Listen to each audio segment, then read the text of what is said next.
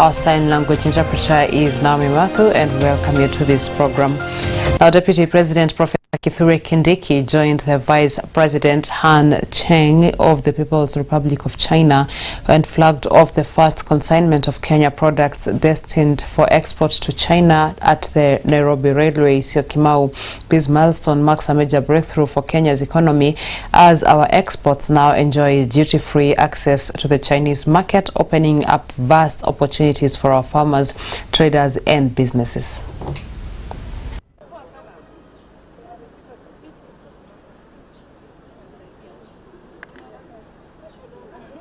You. Let's give them a warm round of applause. Thank you very much, Your Excellencies. The Framework Agreement on Economic Partnership for Shared Development signed between Kenya and China in April 2025 provides an important platform for achieving this goal. To this end, the export flag-off taking place later today in the afternoon symbolizes a new phase in our cooperation, one focused on expanding Kenya's exports, supporting value addition and creating greater opportunities for Kenyan farmers, manufacturers and entrepreneurs. Last month, President Xi Jinping announced that China will fully implement the zero-tariff treatment for 53 African countries with diplomatic relations with China, starting from May the 1st, 2026. This is going to be great news for China-Kenya economic and trade cooperation, especially for Kenya's expansion of exports to China. Today, I am delighted to join Deputy President Kindiki and our Kenyan friends in witnessing the departure of this train that is loaded with Kenyan agro products to be exported to China. Kenya and China share strong trade relations that have continued to grow over the years, as demonstrated by the continued growth of merchandise trade between the two countries. With this growth in trade, the trade balance between our two countries remains significantly skewed in favor of China. For instance, in 2024, Kenya exported approximately $4.3 billion worth of goods from China, while our exports to China stood at $197 million, resulting in a trade deficit of $4 billion. Today, the Madaraka Express has transported over 15.2 million passengers with annual ridership currently averaging 2.7 million. With the continued development of seamless railway service from Mombasa to Malaba and beyond, passengers numbers are expected to rise further. Additionally, total freight moved stands at 45 million tons, with an annual volume reaching 7.5 million tons, clear evidence of an SGR transformative impact.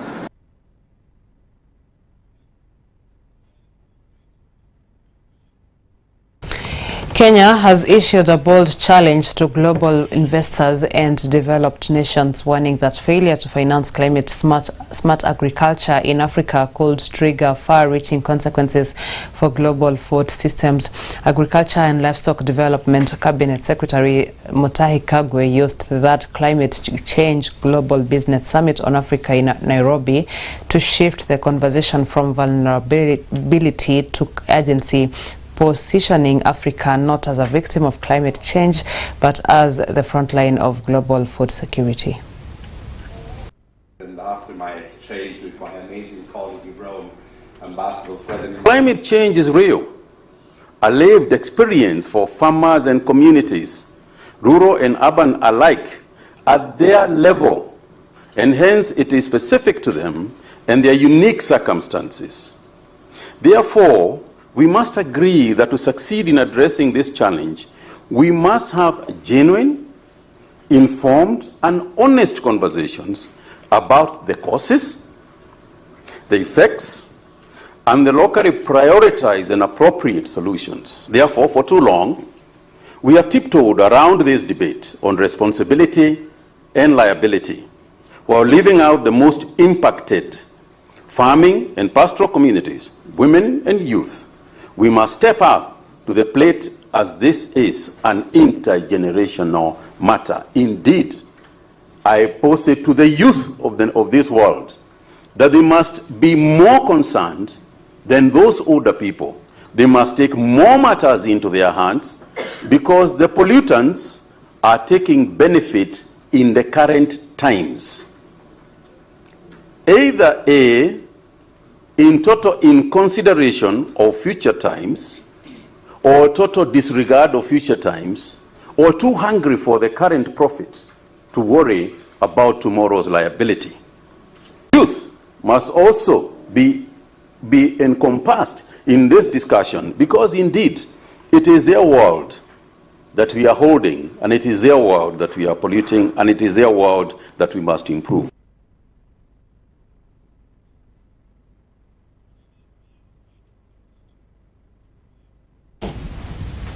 Interior Cabinet Secretary Kipchumba Murkomen today visited Bataro East, Tigania East in Meru County following repeated attacks allegedly carried out by cattle rustlers against the herders of the area.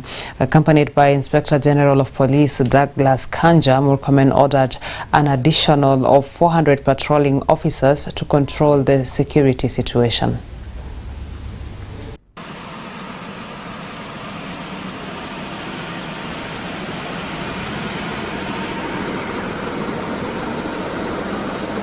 Lakini to start with now, kama vile tumesha kuja sehemu hii, IG amewaambia the first measure is to pacify, to make the place become pacified, to give opportunity police officers to carry out operations.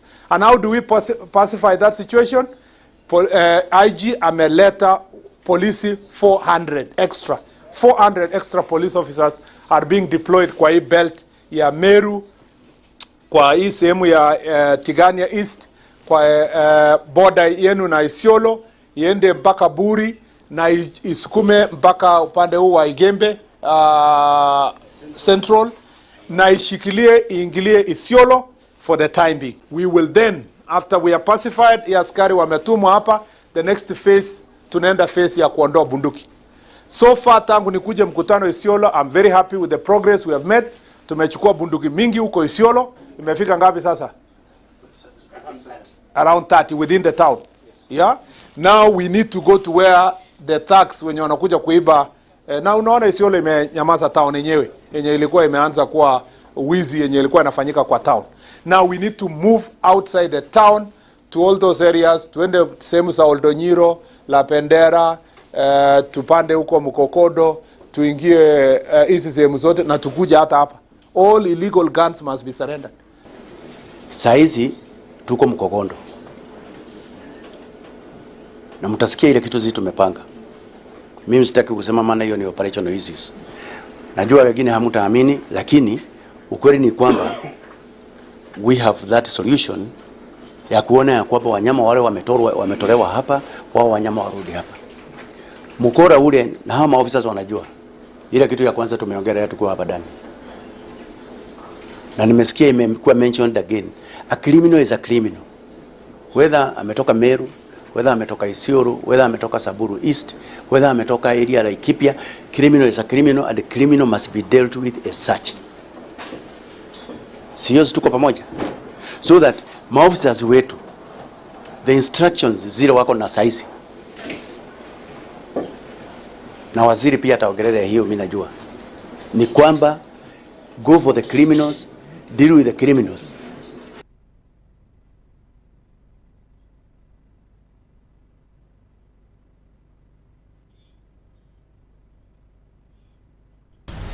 Activists and grieving families in Mombasa have raised alarm over a surge in femicide cases in the county and across Kenya following the brutal killings of 2 females, a pregnant woman and an 11-year-old girl.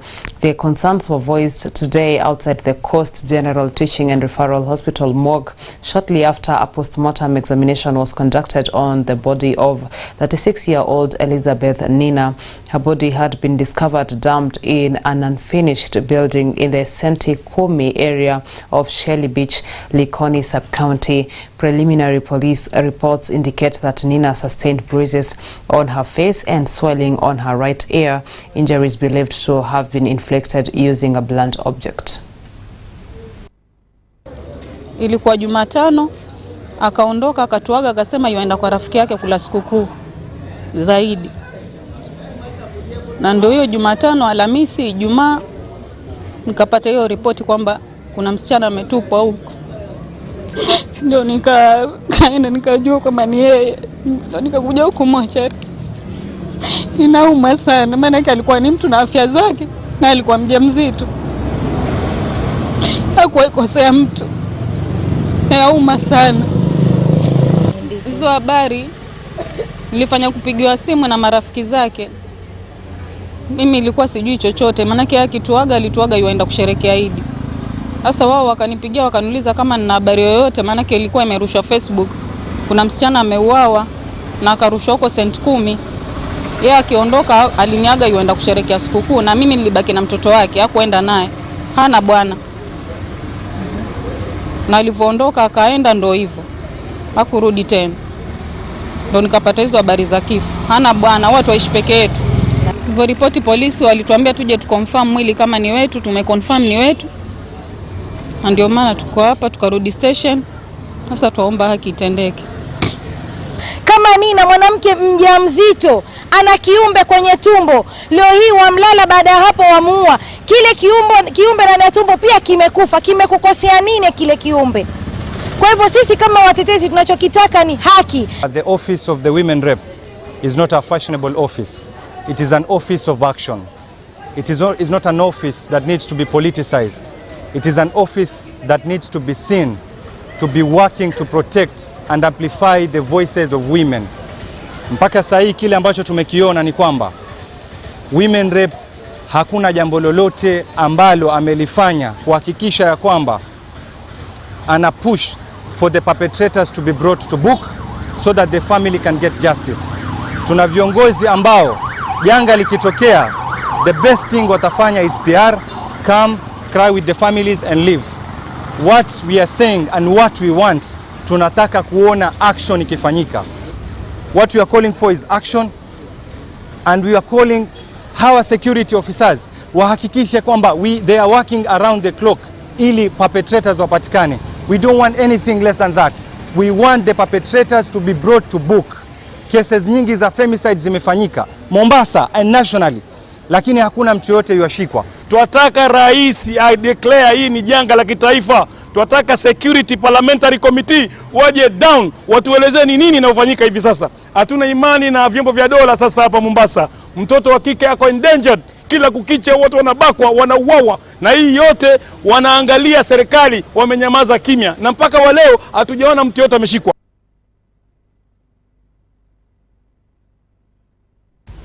President William Ruto today inspected the construction works at Kigonga Sub-County Hospital in Kuria East constituency, Migori County, a 345 million Kenyan shillings investment aimed at enhancing access to quality universal health care. In addition, the government will invest 150 million Kenyan shillings towards the construction of hostels at Kigonga KMTC to support the training and accommodation of healthcare students and build a 200 million Kenyan shillings modern market to boost local trade and economic growth in Kigonga town.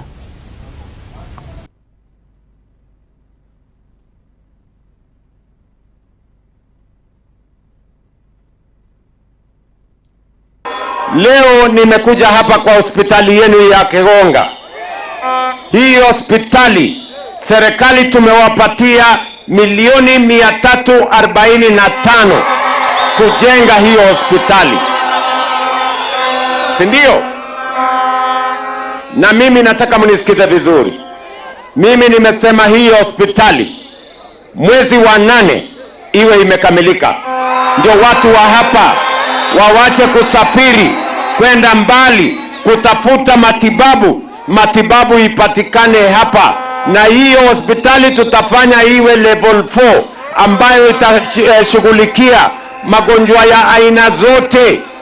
Na mbali na kujenga, munisikize vizuri, mbali na kujenga hiyo hospitali, tutaweka equipment ya kutosha ya kisasa. Ndio mambo yote ya matibabu, ile mpango yote ya kuhakikisha ya kwamba kuna MRI pale, kuna CT scan pale, kuna zile vifaa zingine zote zinazohitajika kwa matibabu ya watu wa Migori na Kuria hapa. Vile vile mimi nimefika hapa leo kwa sababu hapa nyuma muko na KMTC. Hiyo KMTC, mambo ya matibabu haiwezi kwenda mbele kama hakuna wauguzi. Ni kweli ama si kweli? Lazima tuwe na nurses, lazima tuwe na clinical officers, lazima tuwe na radiographers, tuwe na wale pharmacists na wale wengine wote. Sababu hiyo hapa nyuma katika KMTC yenu, mimi nimekubaliana na huyo mbunge wenu, nitawaongezea milioni 150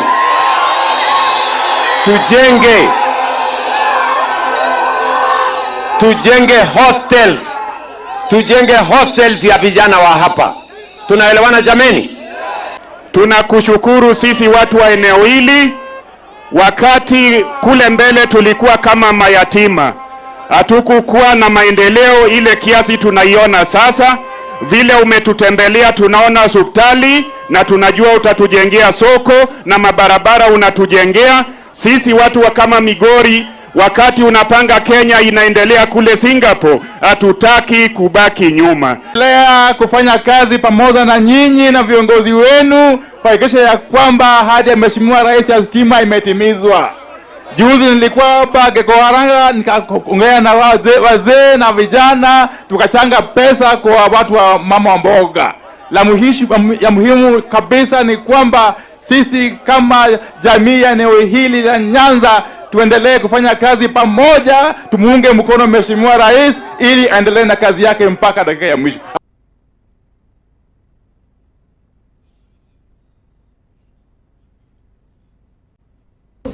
Residents of Mukima Estate in Laikipia County are up in arms over the alleged grabbing of a 10-acre piece of public land by members of the Kikuyu Council of Elders, Kiama.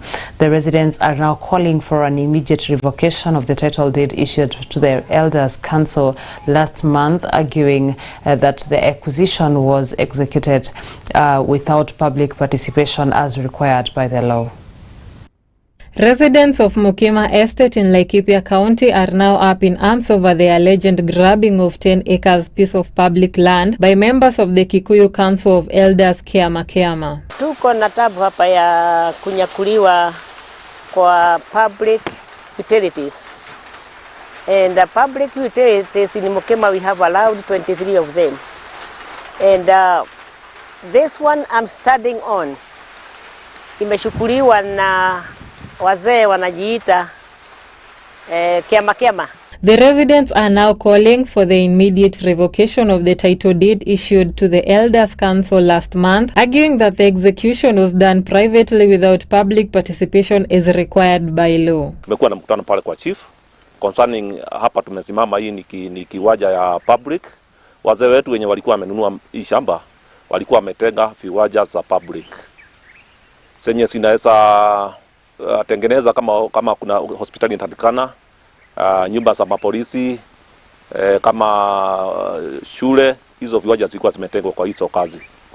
Lakini unfortunately kuna a group of wazee wanajiita Kiama walikuja hapa kwa hii public land, wakafanya vile walifanya maneno yao, wakaenda na wakatafuta title na njia ya umagendo, kwa sababu sisi hatujui kama wakazi wa Mukima. Tumestukia tu kwamba kuna title wameenda na wameprocess. During a tense meeting convened by the area chief Patrick Putunoi, agitated residents accused senior land officials in the county for colluding with the elders in the illegal acquisition of land whose market value is estimated to be about 100 million shillings. As like Mukima people, me being one of them, we need the concerned authorities to take back our 10-acre land to the community. Reporting for Mwangaza Prime News, Maureen Kimathi.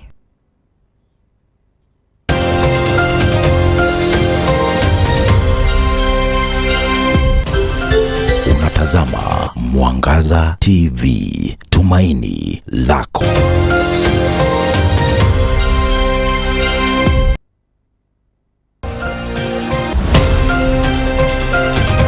Welcome back. The Nairobi Dam is set for a major rehabilitation after officials from the county government of Nairobi, the Water Resources Authority, Nairobi Rivers Commission, Nairobi City Water and Sewerage Company and disaster management teams assessed the site today. And speaking at the site, Governor Johnson Sakaja emphasized the urgent need for action, saying that this dam has a long history dating back to 1953. It was built not just for recreation but to manage floods for downstream areas along the Ngong and Mitumi rivers.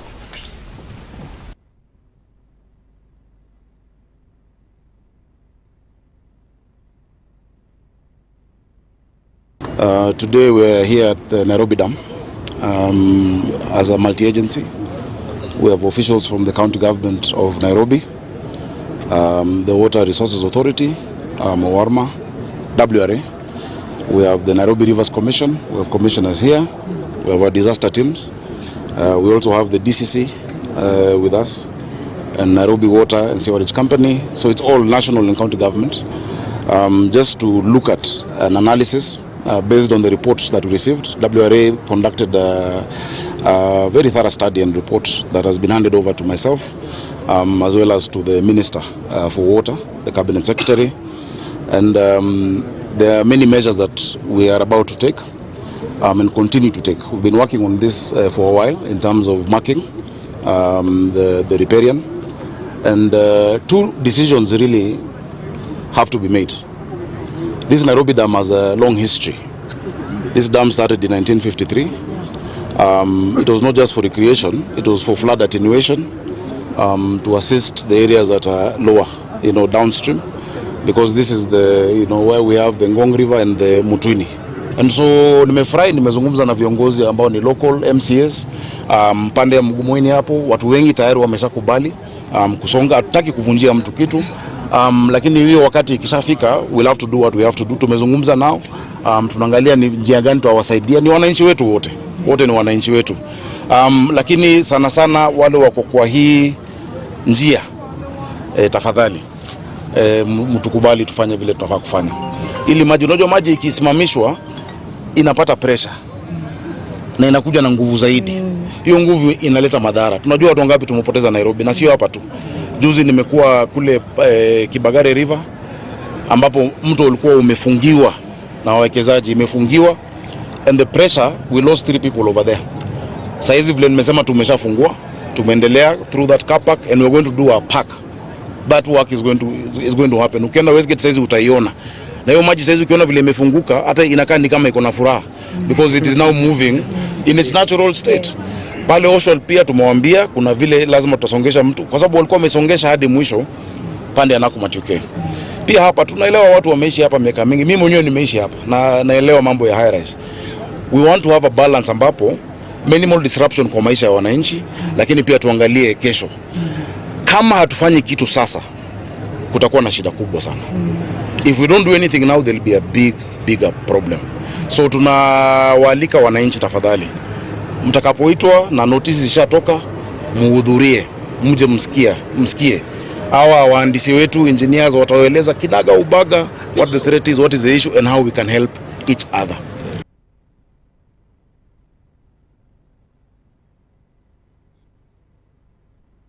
Farmers in Meru County have received training on modern farming from the Lewa Wildlife Reserve that can withstand harsh climatic conditions.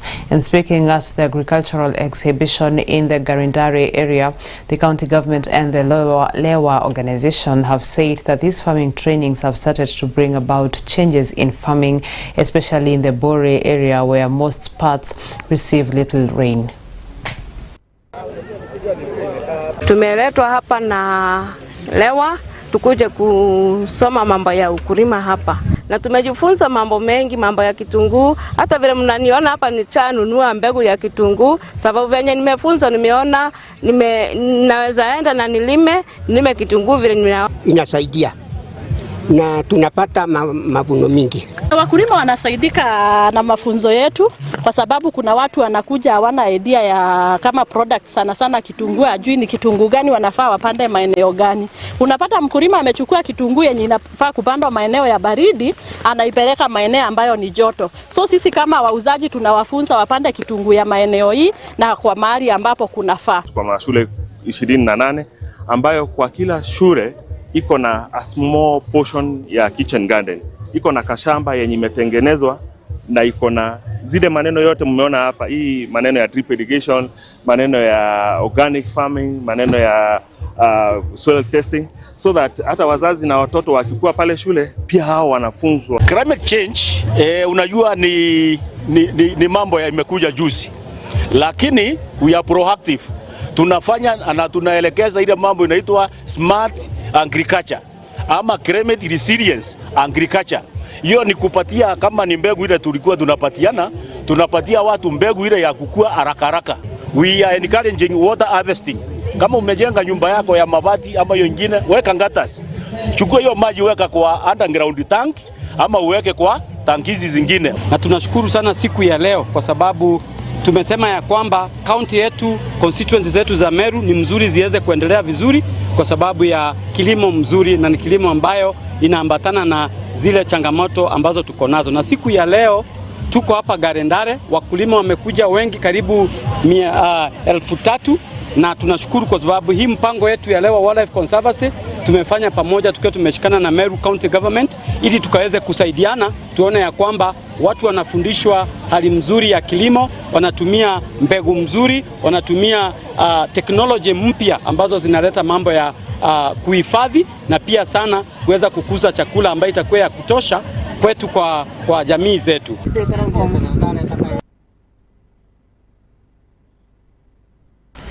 With that report, we come to the end of this program. Many thanks for staying with us, and thank you to everyone who has made this a success. I'm Daisy Paul, and Naomi Mother is our sign language interpreter. On behalf of the entire team, we wish you a good night.